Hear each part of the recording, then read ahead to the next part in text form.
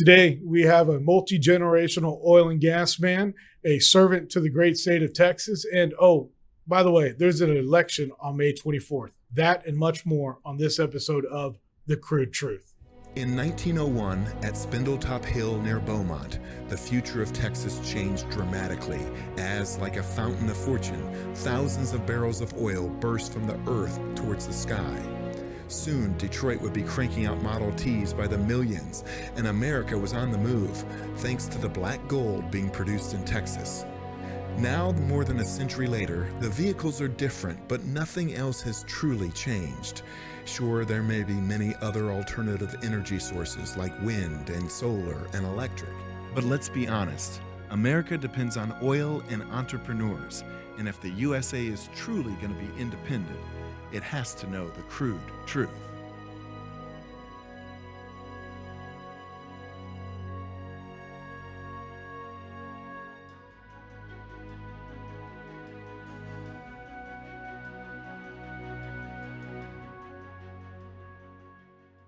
Well, my guest today is a very exciting one. Some call him a great servant to the state of Texas. Others call him a leader in the community. But on Friday night, you'll probably see him at a soccer game or probably at a putt-putt in town. My guest today is George P. Bush. George, how are you? Not too bad. Thanks for having me, Ray. Good to be with you. Thank you for being here, George. Welcome to Fort Worth. I hope you're having a great day on this busy campaign trail. Great to be back in Cowtown, as always, my old hometown. Yes. I know you haven't been here now for about 7 years. The city definitely misses you, but you have been just rocking and rolling for almost 10 years now as the land commissioner here.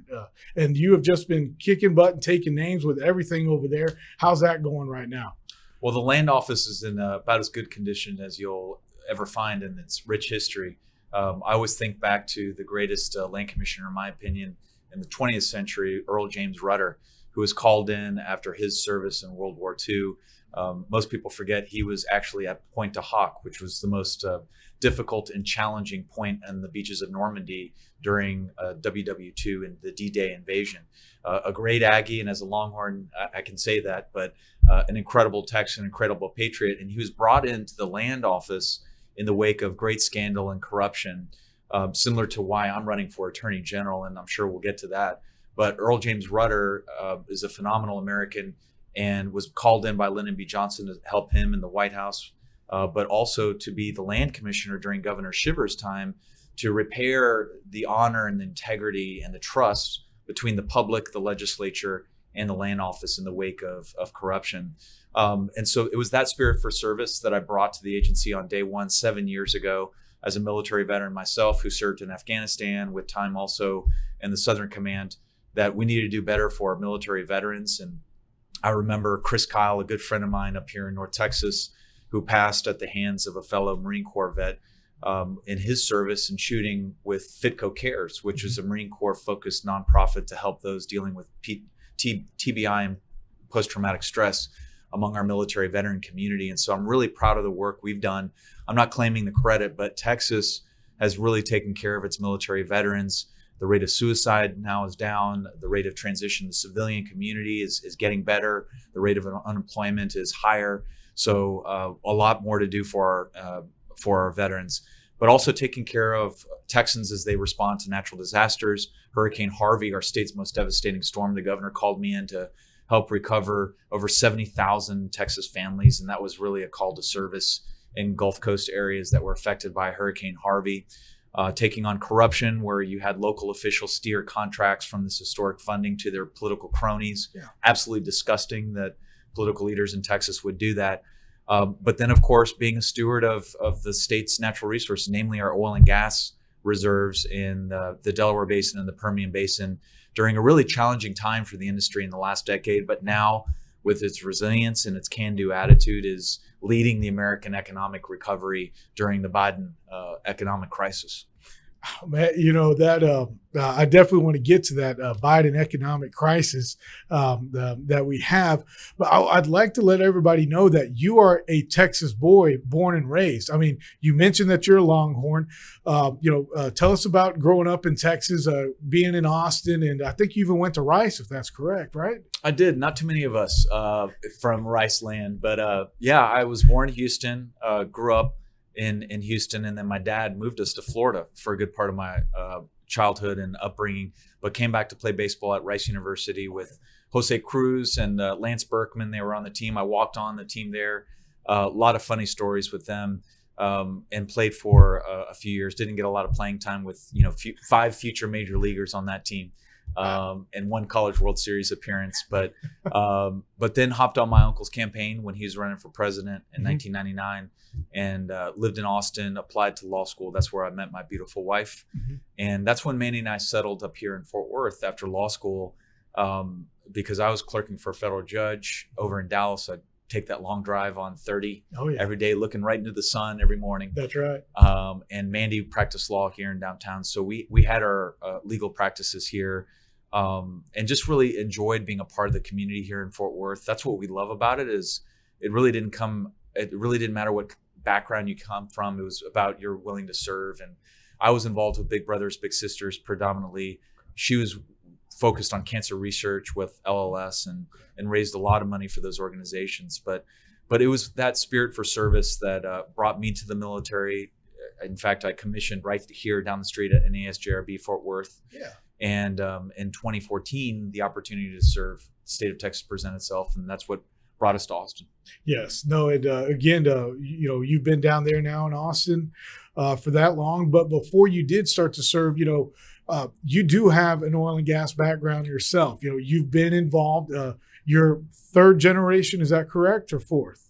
So 3rd generation. My grandfather, for sure, his first job after World War II was driving down in a Studebaker to Midland, Texas. Actually, Odessa. He started in Odessa and painted oil derricks in the field service company, Dresser Industries, and then became entrepreneurial and started acquiring minerals and packaging deals with friends and family rounds, eventually bringing him to the offshore industry with Zapata Oil, which was eventually bought out, I believe, by Humble Oil. So he was the one who started it in our family. My uncle, obviously famously from his school days, came back to the Permian Basin and got his hands dirty in the business. And for me, my exposure started as a lawyer, and not only defending companies in lawsuits, personal injury suits. I give my friends from law school a hard time because a lot of them are billboard lawyers. They're on the other side of that equation. But no, I prided myself on defending oil and gas companies in the courtroom. And then as a general counsel, helped to start an investment firm that was focused on investing in oil and gas deals, leveraging more of my contractual skills as a lawyer in making sure that the company stays out of trouble predominantly. But it was that experience, I think, that really helped me as land commissioner, because people forget I came in during the Obama days, and Obama came after the industry in a big way. We have radical plaintiffs attorneys that under the Endangered Species Act come after the industry, namely landowners and mineral right owners. So I'm really proud of my successful lawsuits to delist species, but also protect the frac sand industry. We had the sagebrush dune lizard, if you can believe that, in Winkler County, almost shut down the entire Texas frac sand industry early on in my first term. And we were able to keep that out of court with a settlement, and saying, look, as land commissioner, I'll contribute acreage to help the species proliferate, but let's use the science and not allow plaintiffs' attorneys to collect.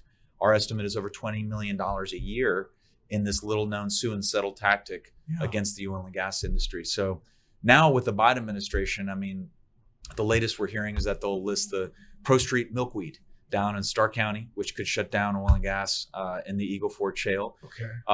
We're hearing about the EPA emission rules, the Interior Department, the Bureau of Land Management with their overreach and their regulations. And that's what's going to be required of our next Attorney General, is to present basically common sense legal arguments to allow the state of Texas, the Railroad Commission, our TCEQ, our Texas Commission on Environmental Quality, to design those regulations, not an overreaching federal government. Well, you bring up what it is that what the Attorney General will do moving forward, because, hey, oil and gas is obviously so important here in Texas. And this administration has, I call, President Biden, and I give them, he's a president, so give him respect. President Biden on day one, and I've said it before, waged war on the oil and gas industry. And that takes up over a third of the people and the economy here in Texas. So that's almost like unofficially waging war on us. So as Attorney General, you just mentioned, hey, you mentioned the legal side of things that you would do. What else can be done to protect, the oil and gas industry here in Texas moving forward? Well, I think what we're seeing right now is a shift because of the Ukrainian situation, that oil and gas is truly a national security issue. Mm-hmm. And Putin has abused the West's ignorance on this issue by shifting entirely to renewables, namely Germany. Yes. And EU just thankfully announced this week that they are no longer going to import Russian oil. They made a similar announcement on Russian gas a few weeks ago. But as that transition occurs, the American energy industry can be a big part in helping to liberate them from the shackles of oppression from the Russian mercantilist viewpoint on oil and gas, and leveraging it as a weapon, which Putin, as a former KGB agent, is very good at doing. So, my proposal now is to say to the Biden administration, we need to unshackle red tape and bureaucratic limitations on exporting natural gas, because it's going to be U.S. liquefied natural gas that will be delivered to Western Europe as they build more terminals. Germany does not have one import terminal, if you can believe that, Ray. Poland has 2 terminals. And it's going to take about a year to 2 to build these import terminals. Now, there's other parts of Europe where we can deliver, can be piped over.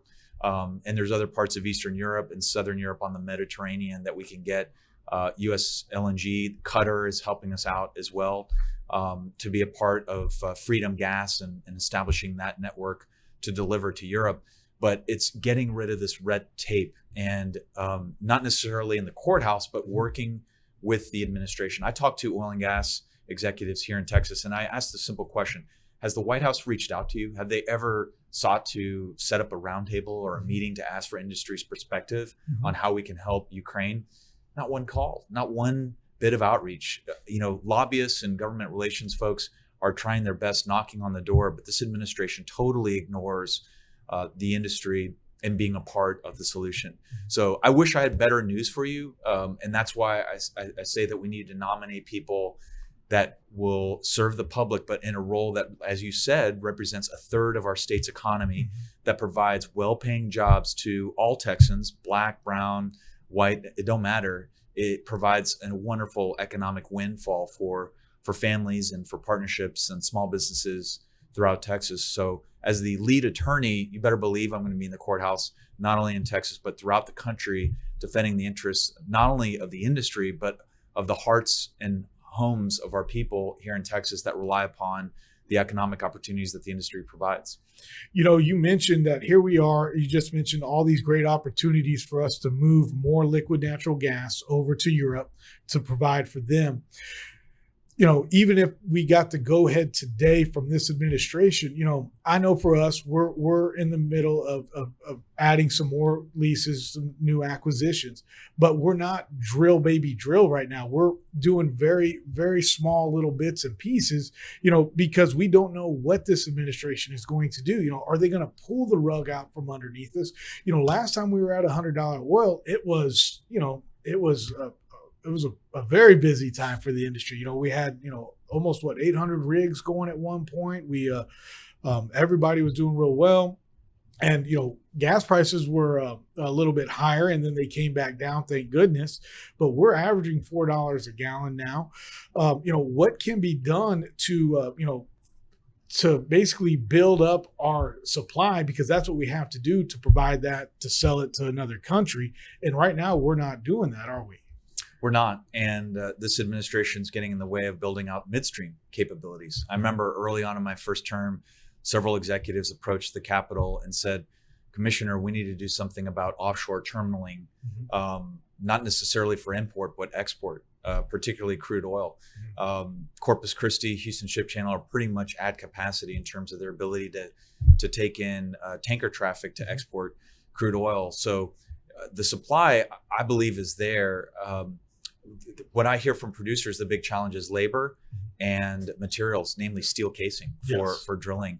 And you're absolutely right. Why take that capital risk in the next few years with this president who decides to thumb his nose at the industry and wants to switch the light off completely on hydrocarbons and move completely to renewables, just like the Germans did? You would think that this White House would learn from the experience of the Germans. They would learn from our experience, from our own power grid. We're on that fateful week during the winter storm. We relied 40% of our power capacity to be sourced by renewables.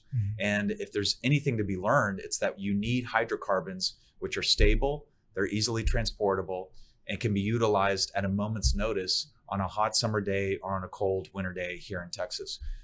So we need to unshackle the bureaucratic limitations for midstream, for downstream in Texas, and allow FERC to get out of the way on LNG export terminals. Right now, I think there's probably 24 terminals that are being held up with years of litigation and compliance just to be in a position to export natural gas.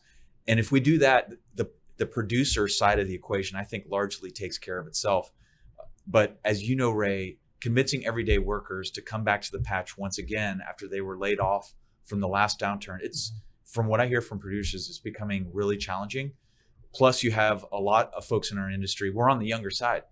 I'm getting some gray hairs. I noticed you got some gray hairs too. I got a couple too, but our industry's getting older, and we got to get younger Texans to think about this as an honorable industry to join as well. No, you're absolutely right about trying to grab a younger generation. You know, I feel like the younger generation now are 30 years old, and you know what happened to the 20-year-olds that were just chomping at the bit, that were in college. You know, I remember I went to college. I crammed a 4-year degree into 6. Okay, but you know, I do remember my friends that they're like, man, you need to come out to the oil field with us now. Like, come on. And I was like, no, that's not the path that I chose to take. In fact, I didn't know I was going to be in the oil and gas industry. But anyway, you know, we're not seeing those guys line up at the door again, those 19, 20-year-olds ready to get out there to do a good, honest, hard day's work. And that is a big problem for us right now, especially being a producer and an operator. It's like, well, almost the youngest guys that we have working for us right now are in their 30s. And it's like, man, what happened to, where's all the young guys at? And they you know, some of them are still staying at home, but others are choosing just not to even, you know, attempt to go back out into the industry. But it's like, guys, we need y'all today. And it's because of those guys that were there, you know, 10 years ago that we're where we are today. But for whatever reason, this just, you know, this next generation does not want to work. And it just blows my mind. I don't understand it. And, you know, I just had my first son, and I hope, if nothing else, I can just show him, hey, it's okay to work when, you know, I had to work when I was in college, but, you know, I guess not everybody has to these days. I don't know. Well, I think where the state of Texas can be involved in this crisis is starting earlier in the process. People consistently tell me, whatever happened to trade in high schools, or being exposed to an opportunity in the oil and gas patch when you're as young as, you know, a freshman or sophomore in high school. And there are some programs that are working on that, but in other fields where you can graduate with a high school degree and perhaps a 2-year associate's degree and or certificate to be able to work in some sort of skilled workforce position. But we need that emphasis in oil and gas, and I would argue in more industrial positions in Texas, whether it's Texas State Technical College or working with our high schools and our independent school districts in Texas to allow for flexibility in the curriculum. And look, I'm a lawyer. I can say this. We have way too many lawyers. We have way too many history majors out there, but there are so many well-paying jobs, 6-figure salary jobs for truck drivers, for welders, for pipe fitters. I mean, you know the list. It goes on and on, but yet a lot of young Texans aren't hearing about that opportunity directly, either from industry or their educators. So we got to change that. And also, they're probably also hearing, you know, half the country is anti-oil. I mean, you know, based off this last election that we had. I mean, And now they're seeing what they get for being anti-oil. Let's take off the hat of attorney general or a land commissioner. And yeah, I said attorney general. And let's put that hard hat back on. And right now we're still at over $100 oil. Natural gas is at $8 today, which is a great thing. I mean, I didn't think we'd see $6 again for this long. How much longer do you think we're going to stay here at about $100 oil? I mean, what do you think? Well, a lot of it is driven by the Ukrainian situation and the disruption there. Personally, as an American patriot, I'm just disappointed that a friend like ours, like India, continues to purchase on a discounted basis Russian oil. Mm-hmm. I think we need to leverage our diplomatic authorities to condemn folks that continue to do business with Russia, mm-hmm. including China. Yeah. And so, while this disruption occurs, the markets clearly are trading this commodity at a higher price. And like you said, Wall Street now, because of ESG concerns, yes. whether it's the large private equity funds or the large capital lenders, are now suddenly anti-hydrocarbon. And then you have producers like yourself and operators that are concerned about the regulatory environment. So it's created this environment where it's almost a trifecta where all of the boxes say do not drill or expend additional dollars on another rig out there, and hold on to your existing production and see if you can maintain your outlook for the next year, and we'll see what happens in 2023. That's what I consistently hear mm-hmm. from large publicly held companies all the way down to mom and pop producers. And so, my concern as a Texan and as somebody who's serving as land commissioner and as attorney general is just what it means for the state budget, and do we act as conservatives? Because a lot of Republicans, and I challenge my own party, will take this additional royalty revenue, because people forget, if oil's this high, think about what that means for our budget. We're going to get $20 billion extra, I believe, for our budget. And instead of returning that to the taxpayer, we're probably going to spend it. Mm-hmm. And so I'm calling on fellow Republicans, let's hit the pause button and think about ways in which we can reduce your property tax liability, or make it easier for small businesses to hire more people, or to raise wages. Because again, with the Biden inflation crisis, most everyday Texans I talk to say they can't afford their fuel or their grocery bill or their prescription drugs. And this is a real problem mm-hmm. that the Democrat Party has decided to perpetrate on everyday working Texans. And fuel and food are at the core of inflation. Yeah. So why wouldn't you promote more supply, more production with your own industry, instead of calling mullahs in Iran yeah. and corrupt dictators in Venezuela? Yeah. No, you mentioned the inflation and that we are where we are right now. How do you see us moving forward? Because when we have inflation where it is, I don't really think that we're going to go anywhere. And you mentioned 2023. So what I heard there is basically we're going to see these high prices for the next 18 months probably of oil and the price at the pump. I know for us, hey, we're fat, dumb, and happy at $65 oil. 75 is great. But also we're $1.50 less at the pump, which is way better for Americans. So I just really hope that somehow this administration can somehow get on board and just say, drill, baby, drill. I mean, would that not be a great thing? Yeah, they would if they open up federal leasing and stop condemning the industry for holding permits. Because like you said, on day one, Biden signed over 100 executive orders.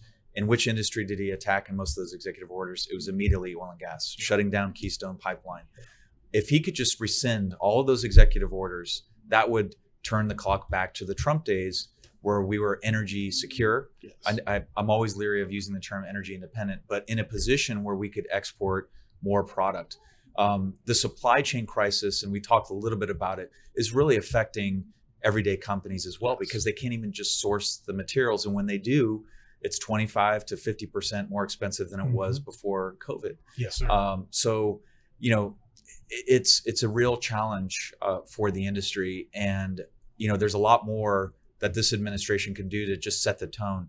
But Wall Street deserves some of the blame as well. Larry Fink at Blackstone, the largest private equity fund in the world, decided that he is going to divest of all hydrocarbons. He's calling on the rest of private equity to do that.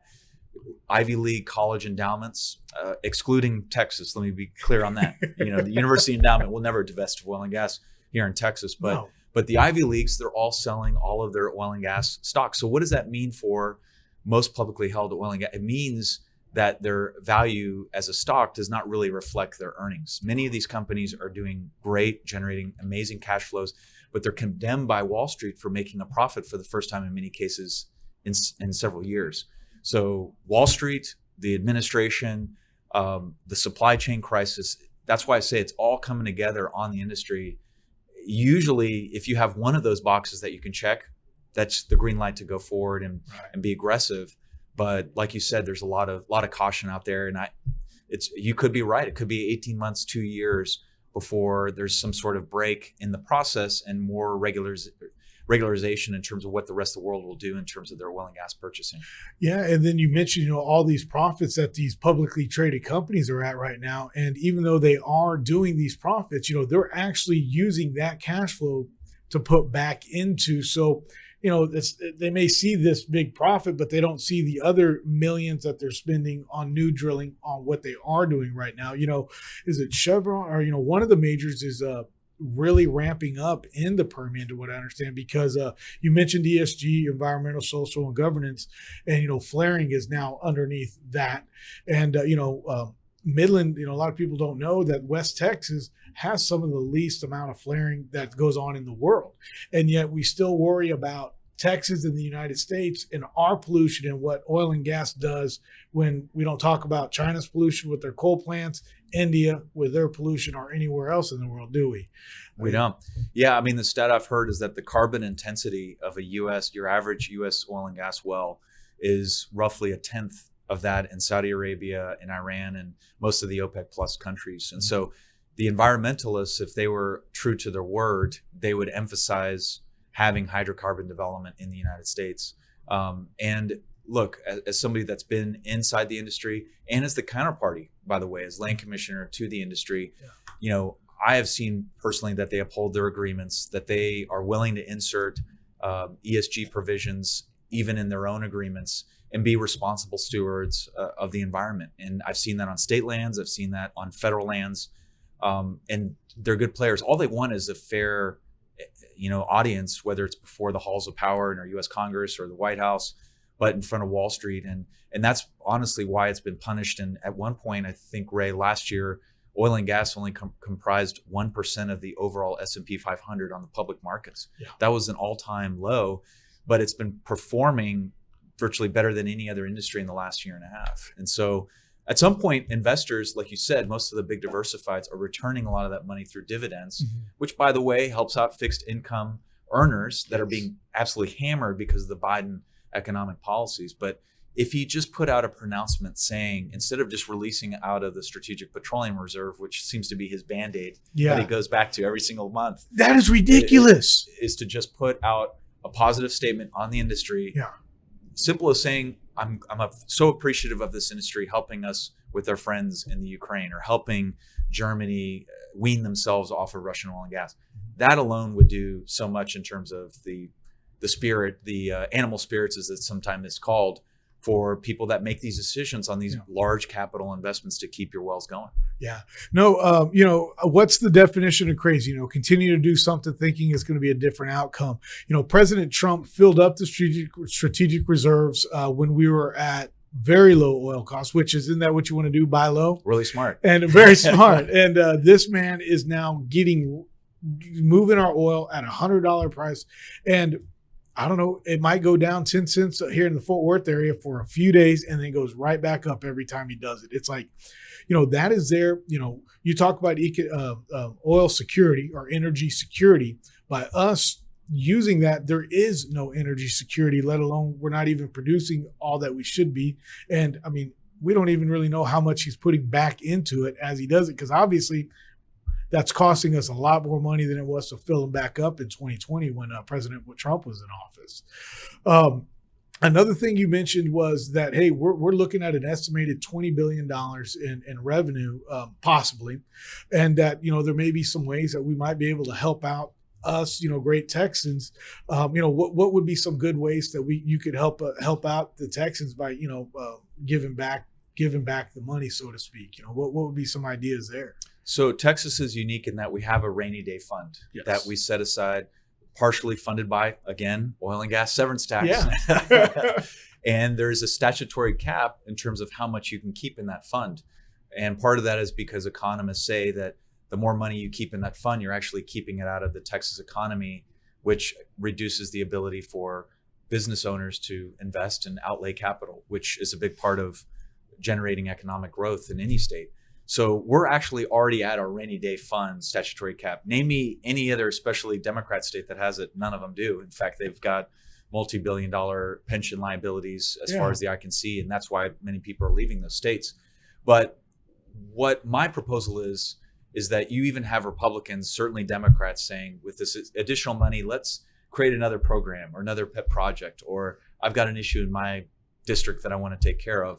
Instead of saying at the outset, look, let's go, and this has been proposed by several conservative think tanks in Austin, let's go back to a budget, a constitutional amendment that says that it never grows beyond cost of inflation and a figure based upon your population growth. Now, obviously with inflation, that's going to allow for more flexibility. Yeah. But even then, if we're generating this amount more in our budget, that is roughly at about $200 billion on a biannual, but we're very unique in that we have a biannual budget, not a single annual budget. So it sounds bigger than what it is. Let's return that to the taxpayer, because right now in Texas, I know we pride ourselves on not having an income tax. Yes. And thank God we've got a constitutional amendment that will never happen unless things change tremendously. But we do have one of the highest property tax liabilities in the country. And if it's not homestead, which I know a lot of your listeners, it applies to, especially in oil and gas or in commercial property, that's a large liability. And we also have a pretty high sales tax, which is our consumption tax. So literally anything that you're buying down the street, whether it's your lunch, your coffee, your gas, you're going to pay a sales tax. But the overwhelming majority of what we generate is through our property tax. So my proposal is to say this, and many homeowners and landowners in Texas just received their appraisal notice. And in some cases in Texas, it was twice that of last year. Now, thankfully the legislature passed a law that says we can't raise your tax and double your liability in 1 year. There's a cap there if it's your homestead, but if it's not your homestead, you are really caught over your skis right now in Texas. And so my proposal is to return a lot of that money back to the property tax payer so that we can continue to attract more companies. Because when I talk to C-suite executives not from Texas looking at investing here. In fact, one such company, Rivian, actually came close to coming here to Fort Worth. Yes. One of their big questions is, what are you going to do on property tax? In addition to what quality schools you have, they eventually chose Georgia. We are winning more than we're losing on a lot of these corporate relocations, but that is emerging as a big issue that we've got to address in Texas. And if we send a statement saying, we're not going to spend your money, even though oil and gas has been very rich, but return the money, I think that would be a really great message that we could send to attract more business in Texas. Oh, that would be great. I mean, I have no problems with anybody coming to the great state of Texas. Again, I said the great state, but they just have to remember that our economy is doing well because of what we've done and what and how we've built it. I'll say what we believe. And that's how come we have such a great economy here. I mean, you figure when, the governor after Ann Richardson, I think that was former President Bush, and then what Rick Perry was able to do, and now Governor Abbott is. I mean, they've just been able to continue to grow off of that, and that has been really exciting. You mentioned the rainy day fund. You are the land commissioner. I don't know how many people know, but you manage minerals with that land commissioner job. Is that correct? That is correct. So this dates back to the Texas Republic. Maribel Lamar was the vice president of the Republic and considered the forefather on Texas education. And he set aside millions at the time of acres out in West Texas that back in the Republic days of 1836, not a lot of value was ascribed to deep West Texas lands. But it was pledged toward the benefit of K through 12 education. So you have Kilgore and Spindletop in 1901. and then the emergence of the Permian Basin in the 20s Yes. and 30s. And that's when the revenues for what is known as the Permanent School Fund really began to ratchet up. It was originally consecrated with $1 million back in 1836. Wow. And the estimated market value right now, in combination with the State Board of Education, is over $42 billion. Wow. This is a unique gift to the school children of Texas. The revenues from that endowment are then pledged to the legislature to authorize expenditures for K through 12 in Texas. And so outside of taxation, it's one of the largest sources of revenue to public education. I also serve as chair of the board for lease with 2 of the UT Board of Regents and one of the A&M Board of Regents. And it's not meant to be an Aggie joke, ladies and gentlemen. It's just the way that the minerals were split back in 1883, where when the university systems were established in Texas, 2.1 million acres were devoted to the benefit of those 2 school systems, predominantly in Reagan County in the heart of the Permian Basin. Great rocks. We have similar royalty payment schemes between our 2 systems or 2 portfolios. But the size of that endowment now is in excess of $23 billion at UTEMCO, if you can believe that, right? I mean, and all for the benefit of UT and A&M. And again, one of the largest sources of revenue outside of property tax for the benefit of school children in Texas. You know, I mean, that you just said it, the benefit of school children in Texas. The people I'm sure won't be shocked to know I am a public school person. I graduated from North, and then I went on to North Texas, and that's where I graduated from. But what the public schools in Texas do already is a very good job. And with that much money coming into it, there's no reason why we can't only do better. And so really what I'm getting here is this administration is attacking our school children. I mean, we could run on that all day. You're absolutely right. Oh my gosh. Yeah. Well, I know you are slammed right now. I think you're on a campaign. Is that correct? That is correct. All right. And the early voting starts when? May 16th. May 16th. Okay. To May 20th, which is a Friday. So only 5 days of early voting. Okay. And then May 24th is the last day to vote. And my message really also to your folks are that even if you did not vote on March 1, you can still vote in this primary. Yes. And, as a Democrat, if you did not vote on March 1, you can still vote in this. So even if you didn't vote on March 1, you can still come out. Now, can Democrats vote for a Republican if they wanted to in this primary election? If they did not vote in the Democrat primary on March 1. Okay. So basically, if you didn't vote on March 1, come out and support. But we're going to take Republicans and conservatives that I know Tarrant County really is the epicenter of. And so, we're really excited about the turnout here in Tarrant County and Yes. getting that vote out. Well, I will say this. I know Tarrant County got a little close here in the last election of 2 years ago. We got near, we didn't get purple, but it got a little hairy for a little while there. But I will want to ask you this, and this is my crude truth question to you. Why do you want to be Attorney General of this great state? Well, we need a top attorney that's not under indictment, that is above reproach, that is a Christian not only in front of the camera, but behind the camera. We need somebody who's going to take on the Biden administration, not just filing lawsuits, but actually winning these important suits in all parts of the country. Somebody who's going to take on liberal progressive mayors that still want to require you to put on a mask and take a vaccine shot and defund the police and tear down the wall. We need somebody that's going to be committed to back our law enforcement in Texas, who for way too long have been under assault, including where I live now in Austin, where we defunded the police and now have seen a homicide rate exceed any other year in recorded history in the city limits of Austin. That is terrible. So that's what's at stake here: securing the border, backing our law enforcement, confronting voting fraud, but somebody who's going to actually win and do it and put the people of Texas first every day. Okay. Well, George, I cannot thank you enough for coming today. It has been an honor for you to be here. I do wish you nothing but luck and success in the future, and we'll see how this goes on May 24th. That's it for today. Don't forget, get out and vote on May 24th, and we'll see you next time on The Crude Truth.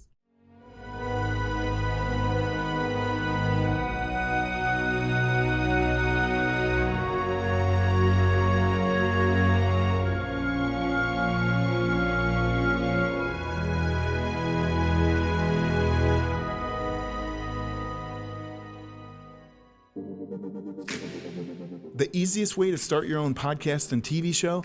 Real News Communications Network. Stand out from your competition. Produce streams of high-quality social media content. Become a thought leader in your industry. With RNCN, you get to be the host. We handle everything else. Tour one of our 3 locations in Dallas, Fort Worth, and the Colony. Call 972-402-6333 or visit launchashow.com to find out more.